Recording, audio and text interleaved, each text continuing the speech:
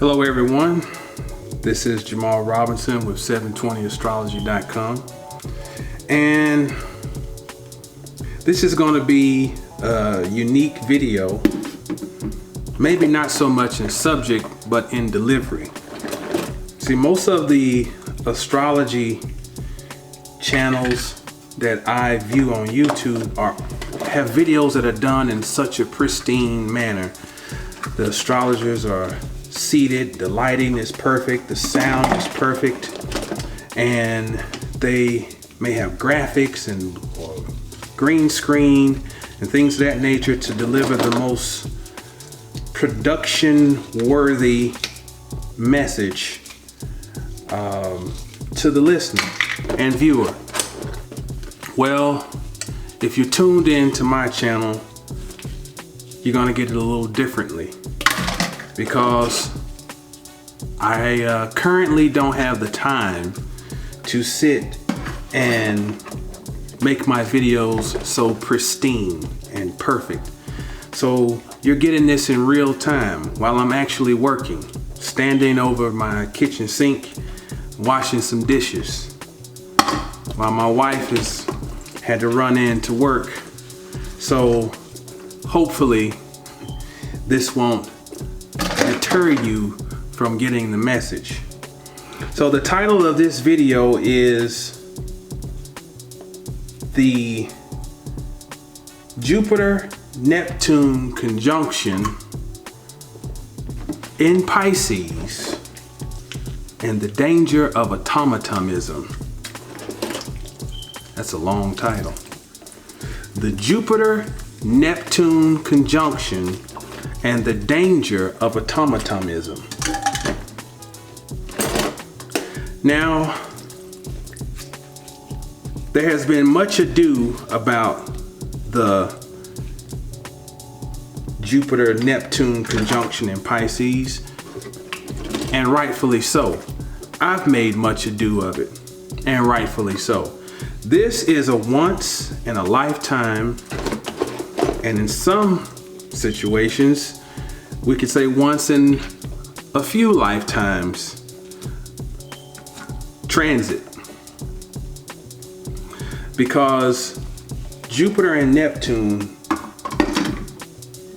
conjunct in Pisces only every 166 years. So the last time they were exactly conjunct in Pisces was 1856. I'll do another video on that, speaking specifically to that. So this is a big deal. Now, I have really been emphasizing the timeliness of tapping into your manifestation powers and gifts at this time, to manifest consciously with greater awareness and with more power and effectiveness. But any student of astrology knows that these signs, these planets, the energies don't just express in one way or one direction. They're multifaceted. So just as there are all the positives and superlatives around the Jupiter-Neptune conjunction, there's equally as much to be concerned with. And I had an encounter with that this morning at the gym. My wife and I, as we typically do on a Wednesday morning, drop off our children and we head to the gym to do our workout. Now, Neptune is an energy of permeability. It dissolves. It dissolves boundaries, or the perception of boundaries. Now, that can be good, or positive is a better way, and it can be negative. The dissolving can be positive when it unites in a positive manner. It can be negative when it becomes infringing upon. So we walk into the gym.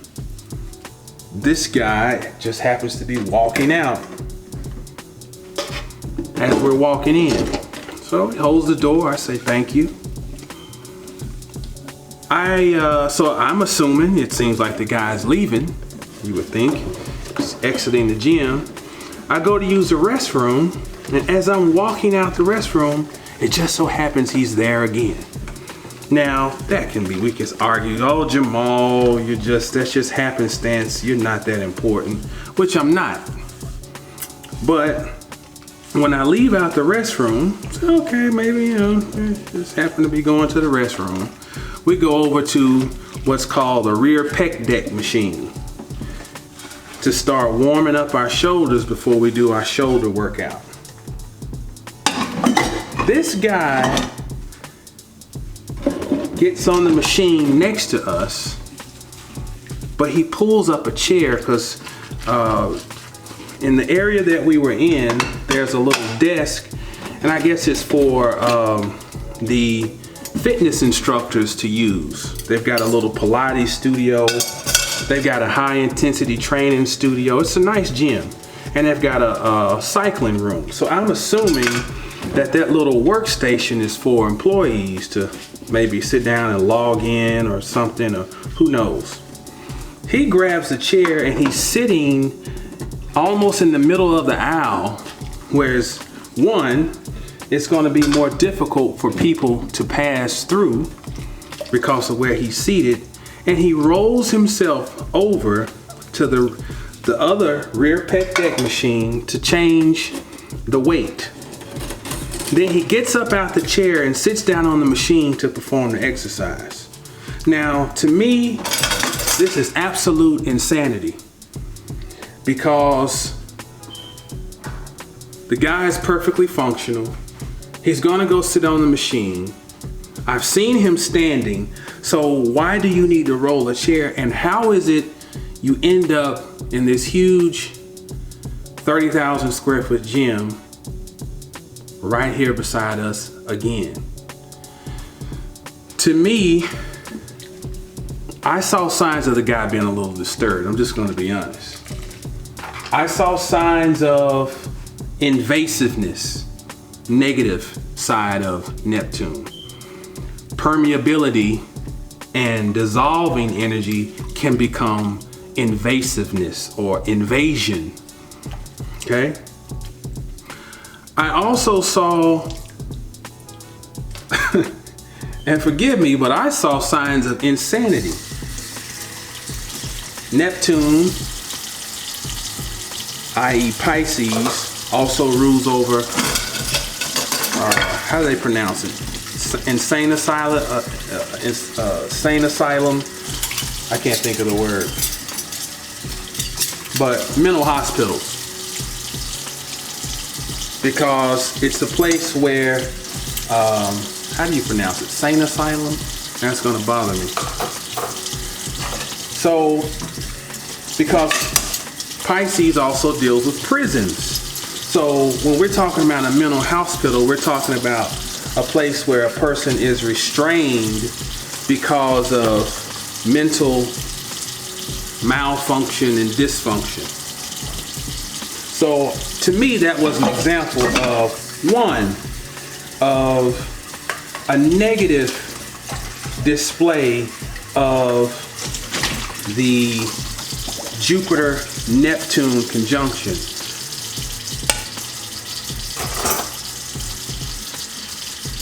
The poet, let me get his name. The poet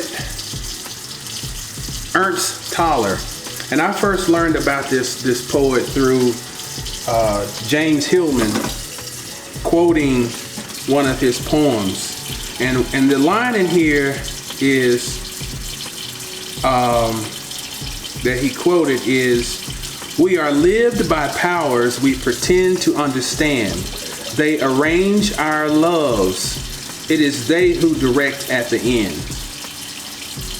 Now, this is where the title Atomatonism comes into play.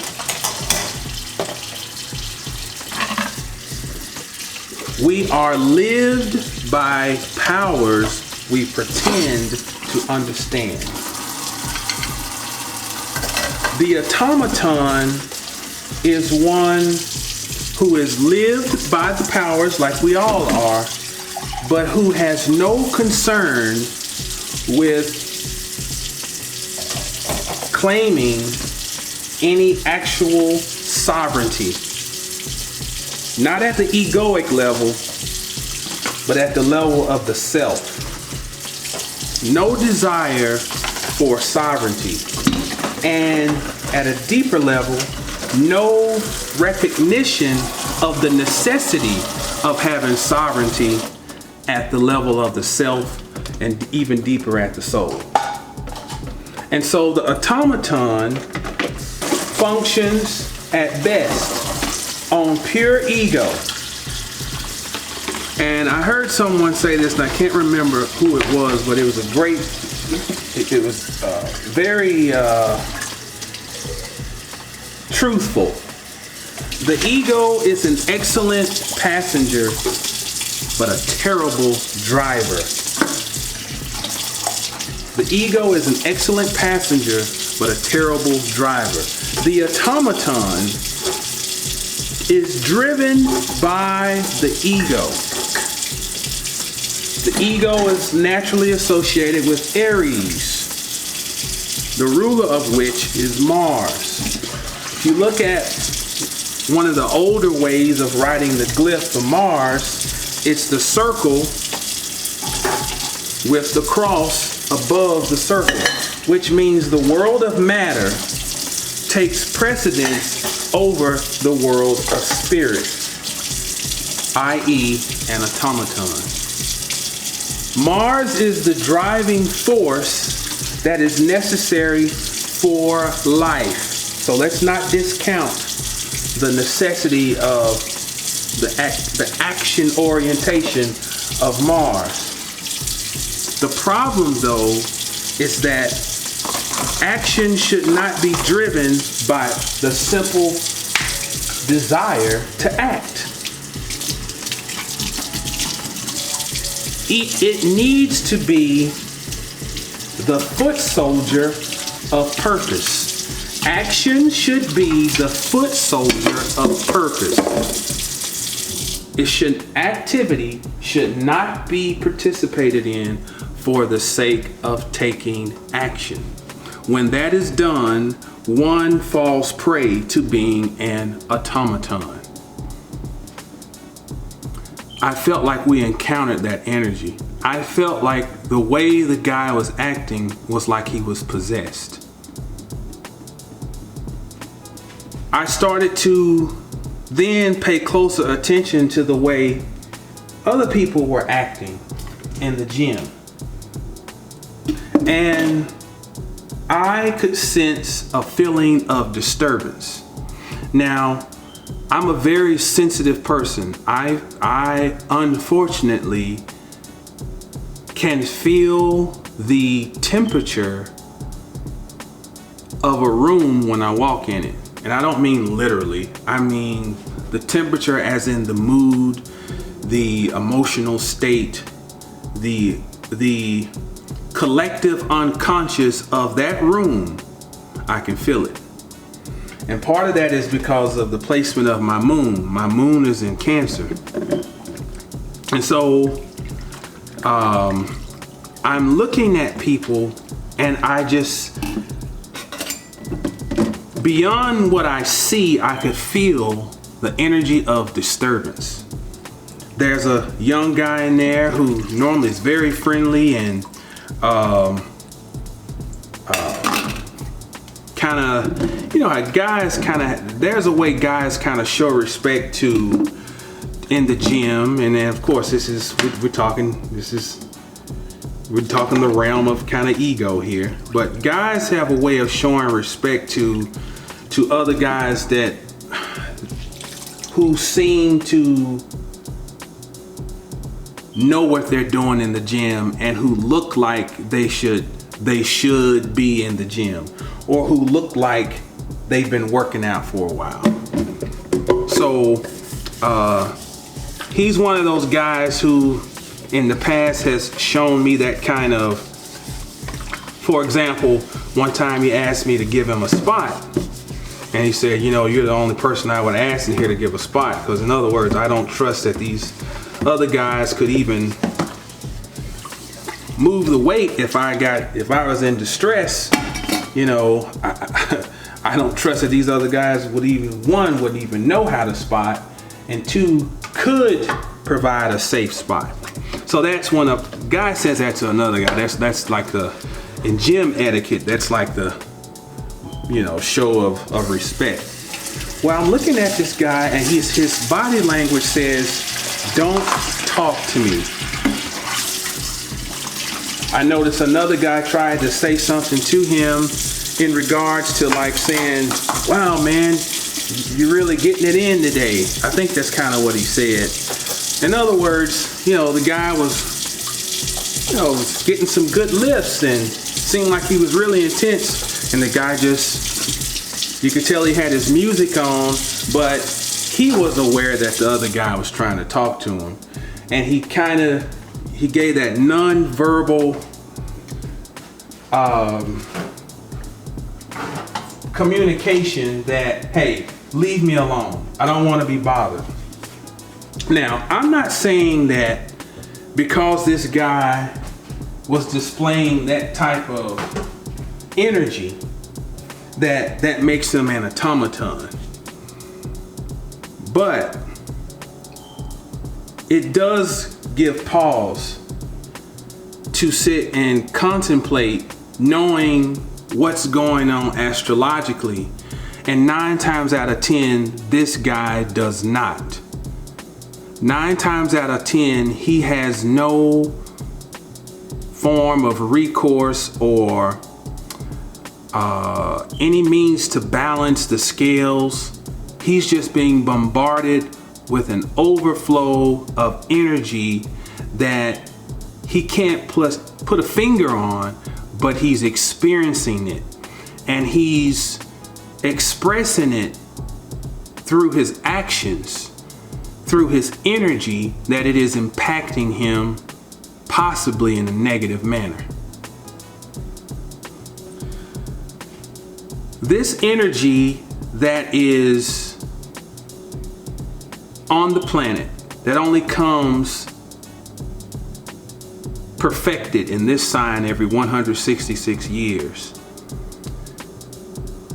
represents a thinning of what they call the veil. We can think of the veil like a membrane. The membrane is a protective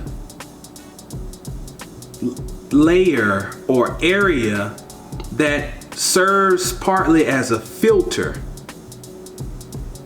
to protect what is on the other side. This veil helps to protect humanity by not completely allowing this unimaginable force that we call spirit to completely engulf this reality.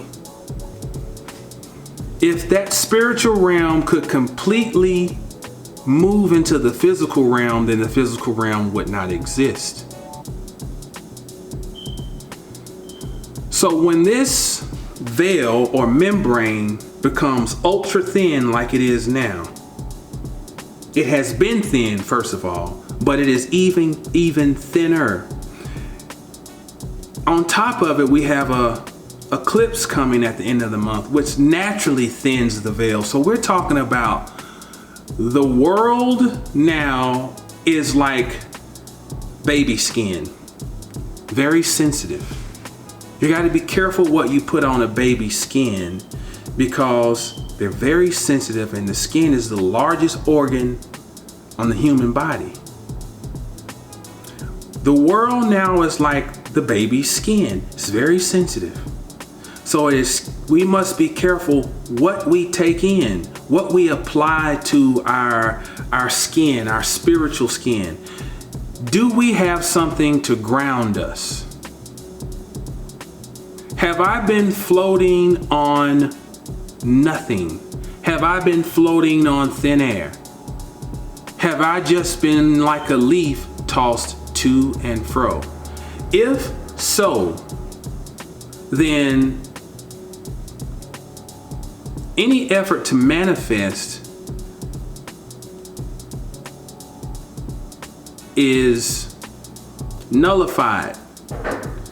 Any effort to have stability is nullified.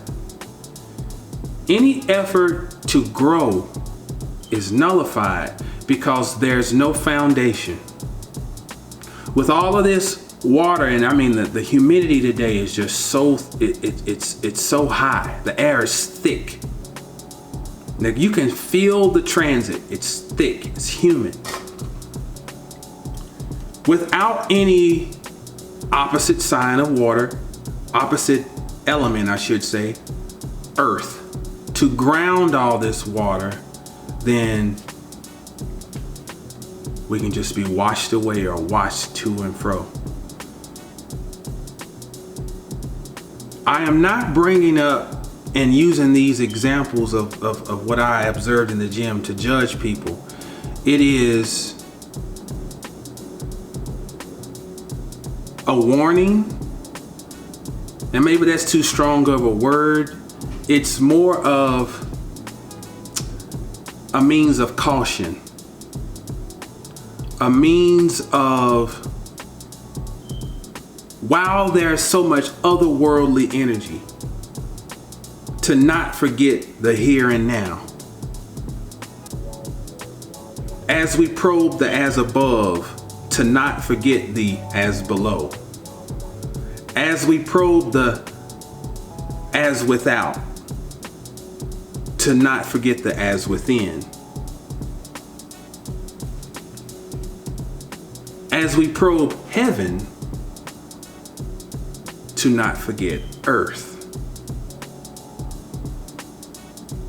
And so we have an opportunity now to